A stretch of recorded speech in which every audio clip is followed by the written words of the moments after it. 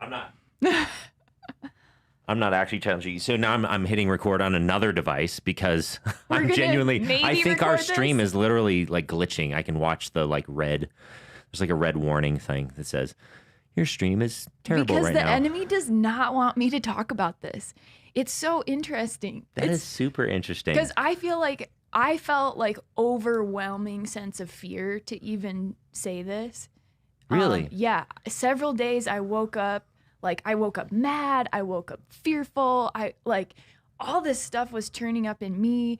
Like the glitch of all like the sound and the lights. And you're kind of like, yeah, I could sort of like on Sunday, your posture when all this stuff was kind of like, I'm like, of course. You're kind of like, huh? This makes total sense. We don't have lights. Why? Why would we? That makes total sense. I'm going to quick summarize very briefly some of the things we said. Yeah. Because I just hit an audio recording because I really think the video is just not working. But, and the comedy. This is exciting. The comedy of that is that it feels like maybe there's something else going on here. That this is a message that is just going against the grain of our culture in America in general, but also specifically in this Denver area. So one of the things we're talking about is this sense of isolation, loneliness.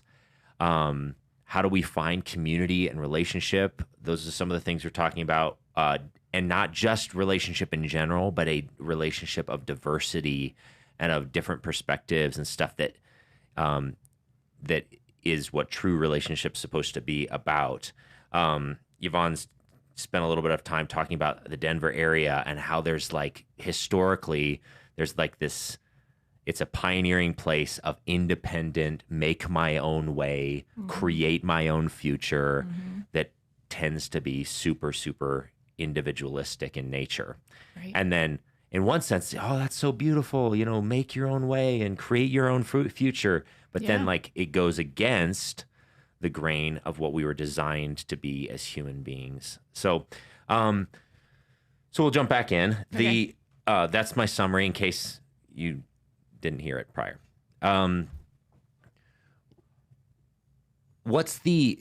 You talked on Sunday about this idea that what the enemy's strategy was, and maybe, I think the enemy has a ton of different strategies and he uses them in different ways around the world.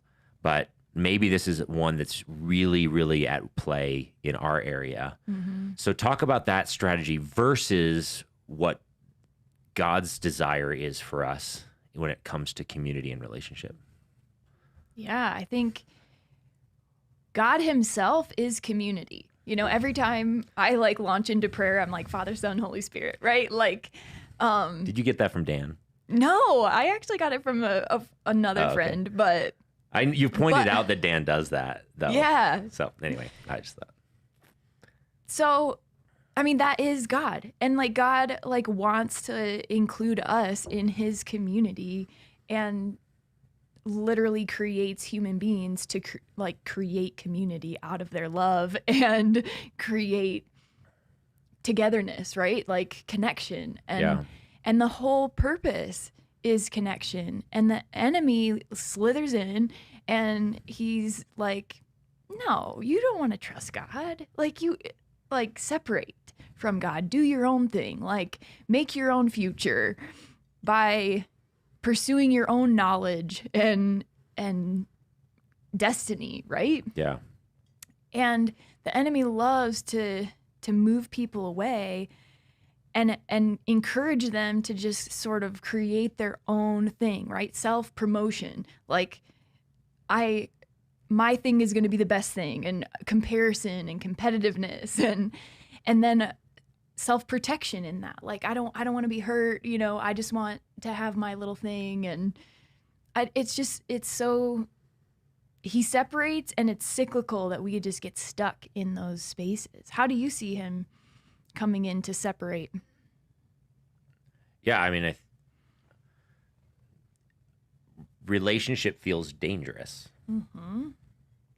And so isolation is a protective mechanism.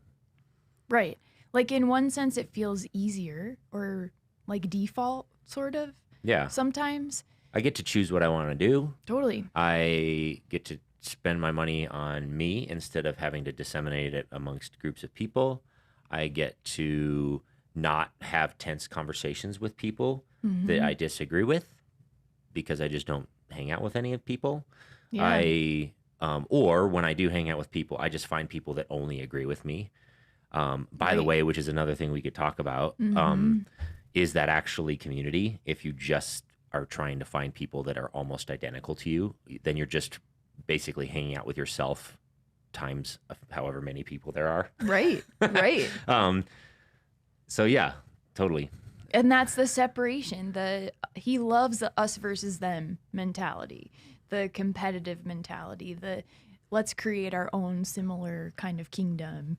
And so that's taking place at a large scale in the United States in general. Like if anyone's out there and they've seen this trend where it doesn't seem like, and maybe I'm wrong, but it seems to me like even the political landscape has gotten increasingly polarized. Totally. So it's not just Democrat, Republican. It's like hyper Democrat versus hyper Republican. At least that's what the media seems to portray.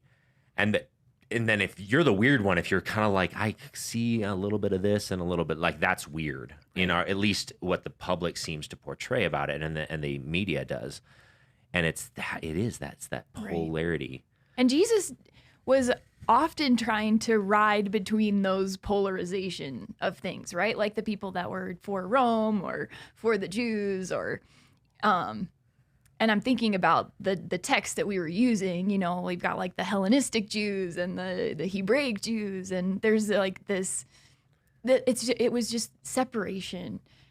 Is what the enemy does. But when we see what Jesus does, is that he brings this like beautiful group of diverse men together, and likely women, right? Well, definitely. They're recorded, yeah. Yeah. All together, and says like, we're going to do this as a group. Like, I'm going to have disciples as a team. Like, well, and even think about the kind of comical diversity within the disciples. Yeah. You have, I like for some reason on the show, Alex and I talk about The Chosen a lot. Yeah.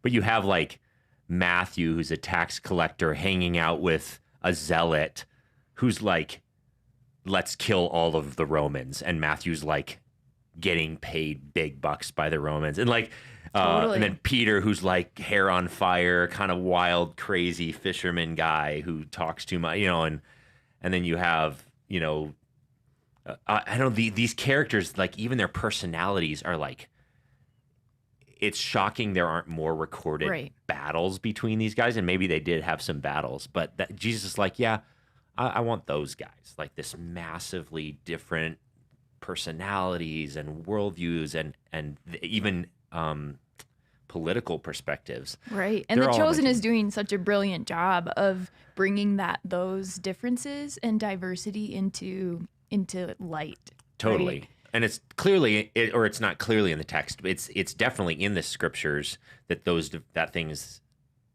that diversity is there, even in the disciples. But we just often don't think about it, and The Chosen sort of has brought it to light in a unique way. And Jesus is bringing them together. He's fighting for that. He's saying it's going to be good for you to sit next to you, right? And to have a conversation and to not be stuck in your own little, empire world, but to be together. That's literally his whole method and strategy of discipleship. Like, let's bring a bunch of different people together and let's eat together. Let's talk together. Let's enjoy life and learn together. So let me ask you this. Is it community if it isn't diverse? I want you to answer that. Why do you want me to answer that? I feel like, regardless of the distinctiveness between us, like there is going to be difference. So yeah, no one's exactly the same as someone else. I do think that community is bringing different people together. And in some cases, it might be massive different distinctives between people. And in other ways, it might be smaller distinctive things. Yeah, But he created us to be different. Even male and female, he created them, right? totally. Yeah. So, all right. So my answer to the question is, I agree totally. But I think that maybe the statement would be, my thought on it would be, if there isn't tension that comes out of difference and different perspective, different ethnic background difference, then it's probably not accomplishing what God wants to accomplish through it. I think even that's part of the point of even marriage is the fact that they're different. And so if you don't have any relationships that cause you some sort of tension, then you might not be in community. At least not the kind of community that Jesus intended. Yeah. I mean, at the beginning, right, it's not good for man to be alone. Like, he's created us to be in relationship with other human beings. And the very person that God puts in Adam's life at first is very different than him. Yeah. Right? In order that they might work together, that they might actually take dominion together and create more community, right? So, yeah, I mean, it's interesting. Yeah. Yeah. I think that's what was one of the things that I think you visually did on Sunday is to put, we don't have a ton of diversity in our community at South. Racially, we actually have a pretty significant socioeconomic diversity. Right. And I think that that's actually one of the reasons why South is a beautiful place to be. And why it's financially. Yeah. Financially, there is a massive range from people running crazy successful, making a lot of money businesses to people who are just barely eking by.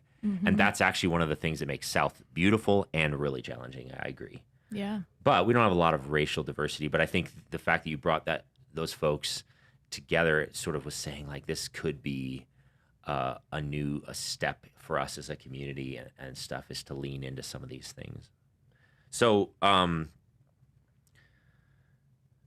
so God's plan is to bring us together. What are some recommendations that you might have to take a baby step in that direction? So, yeah, we already said there's this principality that we're warring against, right, potentially especially in this area, that like is fighting against it and is making it so we can barely even record this. Yeah. Lights shut off. I don't know. knows? We'll so we're not like superstitious in that way, but it also is a reality that's a possibility that takes place. So how do we fight against that when there's like this polarity fighting against us? Man, I mean, I was just thinking, like, the ideal picture that I used on Sunday was like the Acts 2 passage where a huge diversity of people are coming together. And by the end of chapter 2, they're meeting together, breaking bread, like they're sharing everything in common, this beautiful togetherness. And it seems like the Holy Spirit is so like what's the word? Just central to making that happen. That like us as human beings actually listening to the Holy Spirit, like actually surrendering to the areas that he's refining us, and drawing out the Spirit in one another, I think is so key. Now, that's kind of abstract. I know it is. you're... So tomorrow, someone's listening to this and they're like, I get it. I believe it. I need to figure this out. What should I do tomorrow morning when I wake up? Oh, man. I mean, I think for one, we have to get honest with ourselves and what we're really feeling. Because just like I said, I woke up afraid, I woke up angry. Like for me, I have to say, God, right now I feel this way. And I know that this is not how you've made me, right? You've not, the fear is coming from the enemy. The fear is not true. It's based on something that's not true, and it's deceit. And I have to say, yes, this is what I feel, Lord, but like replace that with with your spirit in me, and courage to actually move toward someone else, to make a phone call if I'm the one who needs help, or to be praying for other people so I'm prepared for whoever's coming into my world. Like, I think I'm thinking first thing in the morning, something we can do just privately with the Lord and is to connect with his spirit and to connect with truth and to lay aside those fears or anxieties that are keeping us away or putting barriers and obstacles in our way between people. But then, like, my, point was like fighting for connection. And maybe that fighting for connection is just like, I'm going to look somebody in the eye when I go get groceries today instead of just doing my thing and self-checkout. Like, fight. I'm going to stand in the non-self-checkout line. Totally. And I'm going to talk to that person. I'm going to call them by their name and thank them for what they're doing, build a conversation. I made a comment on Sunday that I think that Denverites and Coloradans are friendly, but we still have to take it steps further to be hospitable as a Jesus culture and a Jesus people, to be counter-cultural. So I think we can take steps in being friendly and to strangers, because one, that maybe comes more naturally to us, and two, that's a way that we're fighting for that connection. So, all right, I'll play devil's advocate a little bit. Yeah. So maybe someone's out there and they're like, well, easy for you to say, you're like a super extrovert, right, Yvonne?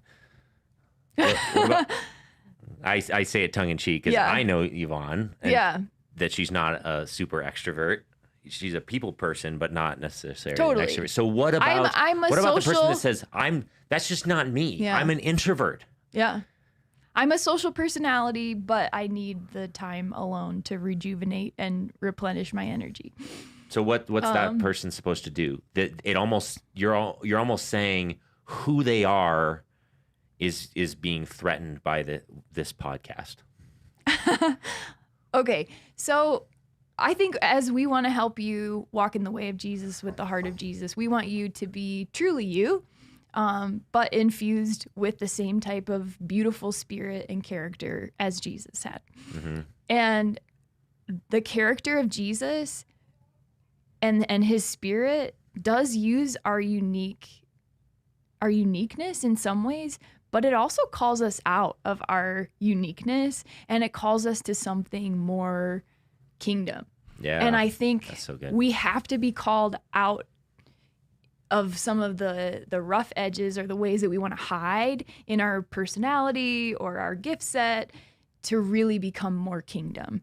So all of us, I think, if we want to be countercultural and push back the darkness of separation and push toward connection, it might be easier for some of us because we're more extroverted. It might be harder, but I think the call is still there.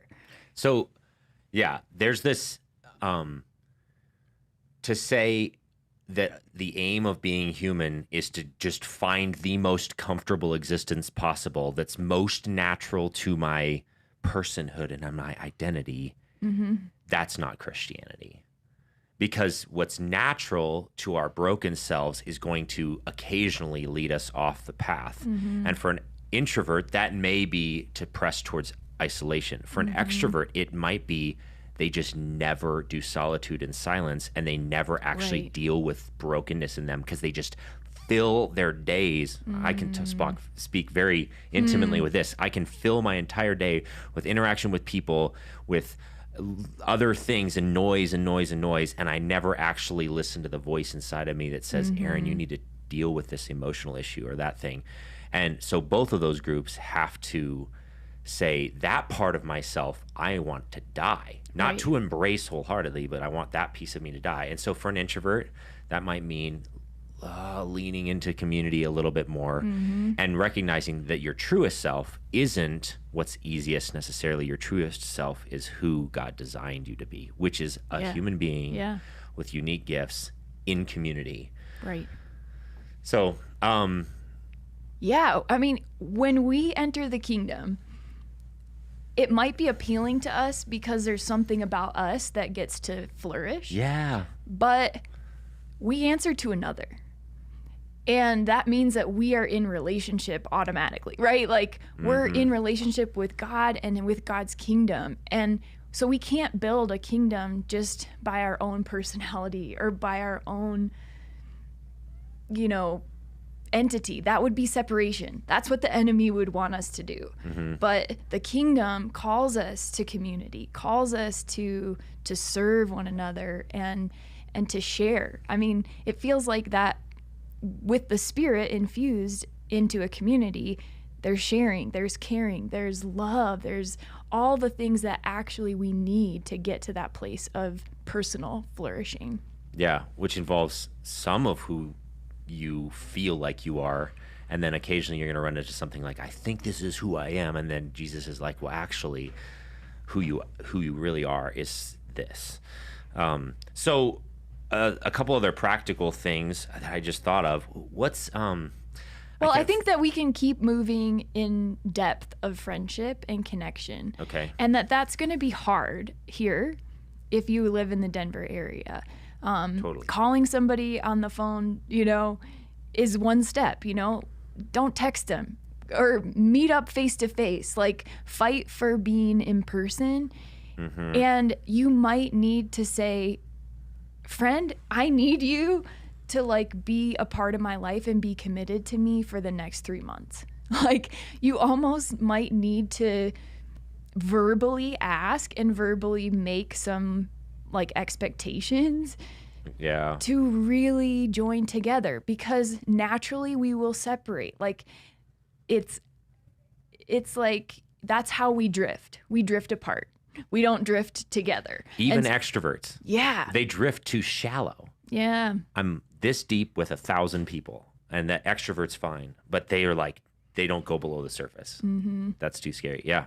Yeah. So I think we've got to deal with our interpersonal stuff. We've got to take little tiny steps to like become more engaged with people face to face and fight for the real people that you need in your life that are going to be for you, and they're going to be willing to journey with you to keep you moving on that journey. So I kept thinking of this. There's this book by C.S. Lewis, and I'm trying to remember which one it is. Is it Four Loves, or it's the one about like this abstract sort of metaphorical picture of heaven and hell? Do you remember which one that is? The Great Divorce? The Great Divorce. I'm pretty sure it's The Great Divorce. But there's this image in there. It's a metaphorical image that he uses for basically like hell is this place where people get increasingly far away from God or from this picture of heaven. And they move further. They're like literally their houses. They have bigger and bigger houses, and they move further and further away. And then all the way to the point where they just start to shrink. Their personalities start to shrink. They become more uniform and stuff. But then they're living miles and miles apart from anyone else. And that's like hell in this book. So one practice for you might be to just pick this up and just meditate on that image. It's not like we're not making a theological statement of that's what hell's like. It's supposed to be a metaphor. It's supposed to make you think and dwell on this stuff. But that is part of the enemy's strategy, is to say, it's me and mine, and just isolate myself more and more and move. Oh, my neighbor's annoying. I'm going to move further away from them. And then, now I can still hear their games. I'm going to move further and further and further. So that might be a good book to read. I was also thinking about this other podcast. I don't know if I can find the right one in time, but there's this pastor, John Mark Comer, who did a vision series, and he talked about community. If you were to look up John Mark Comer, how we change community in a podcast service, it's a pretty old series, but it's a vision series. He did it at his church, and he calls himself painfully introverted. And he did 1 week on every one of this particular church's vision sermon, but he did 2 on community. So this is like someone who's like awkwardly introverted, and he felt like it was so important in our culture that he gave 2 sermons to community. And he's like, this is one that I really struggle with, but I'm going to teach twice on it because it's that important. Is there any other material that you could recommend? for that someone who wants I just think I want to add a little bit of psychology to it. Okay. Yeah, I love it. Because if we are going to encounter the love of God, encounter the joy of the Lord, encounter all of that fruit of the Spirit, like that happens when we are in the presence of another person. Like our love and like joy receptors like turn out when we get to see somebody that we know loves us and we love, and there's like safety in that. And so if you tend to go home and you shut your garage door and you go private, or you close your door and you're not seeing another face to face, like your cell receptors are going to turn down, and it will turn you more inward, and that will turn toward depression, turn toward anxiety. But what helps is, because physiologically what's happening in community is you see another person smile and you're received with love, and your cell receptors actually are able to encounter love. And that's what happens in community. We encounter the fruits of God's Spirit and his kingdom that actually feed our bodies and our souls. Yeah, it's like being in community is good brain health. Yes. Yep. Turns out the way of Jesus is a holistic approach to being human. Yeah. And yeah, I love that. Yeah, there's all these studies on neuroscience that talk about like you can actually heal brain damage, you can heal trauma, you can heal, but the way you do it is what Yvonne's talking about. Yeah. It's this process of moving into your prefrontal cortex and experiencing joy in relationship with other human beings is like physiologically healing to the brain and to the body. And it's no wonder Jesus recommends it. He's like literally designed your body for this. And if you don't believe it, then you're going against science and the scriptures. And so it's a big call. So even put down your technology and like meet with somebody face to face. Totally. Oh, that might be the challenge for me. I think, that's hard. And increasingly, it's going to become more and more because we're in epidemic. A society right now where we are, what do they say? We're so separate, but connected digitally, right? Yep. And the receptors don't work that way. Totally. So that's like the enemy also loving that space of how can I, make people the illusion that people are connected when they're really not in community. Yeah, that's huge.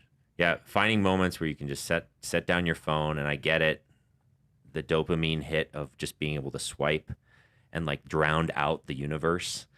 I get it. But finding moments to set that aside and say, no, as hard as this might be initially, I will see fruit from this if I engage with my family tonight without that thing or whatever. So, or call up a friend and go out to eat and listen and look at them in the face and that sort of thing. Anything else? Any final thoughts? I mean, we're back to the table. So invite somebody for a meal. Like, you won't regret it. Yeah. And if you do it again, and then you'll get better at it. Yeah. I actually think about this a little bit. Like, you talked about it in the very beginning of this conversation, how sometimes there's like this thing that like you get tired and I don't know if I can do community this week, or I'm not sure if I have the energy. I had a rough day. I'm exhausted. I have a small group or whatever. I'm not sure. And then when you get there, rarely, even for my wife, who's an introvert, does she say, I'm really regret showing up. Mm-hmm. It's sometimes that it takes effort to overcome getting to the place. But once you're there, you're like, oh, that's right. This is what I was made for. I mean, that's another thing that I hear all the time is like, why does it always have to be me that initiates or has to like get over this hump of like the obstacle that you feel, whether it's exhaustion or whether it's anxiety or whether it's fear or whatever, Mm-hmm. Everybody here feels like there's an obstacle to get over and they feel like it's on them to get over it. But know that if everybody were doing that and we're all getting over our own obstacles, like we are going to be better for it and you're going to be better for it. Yeah, imagine South Fellowship Church becomes a community that just commits. We're going to figure out how to wage war against this tendency. Mm-hmm. And then we're going to take a baby step, and I'm going to experiment with a life group. Mm-hmm. Or I'm going to experiment with a circle this summer, as painfully awkward as that feels to me. But then there's a little bit of healing in your mind, in your body, in your soul. And then you were part of healing someone else's. And then it starts to become like this flywheel that starts to get a little bit of momentum and a little bit more momentum.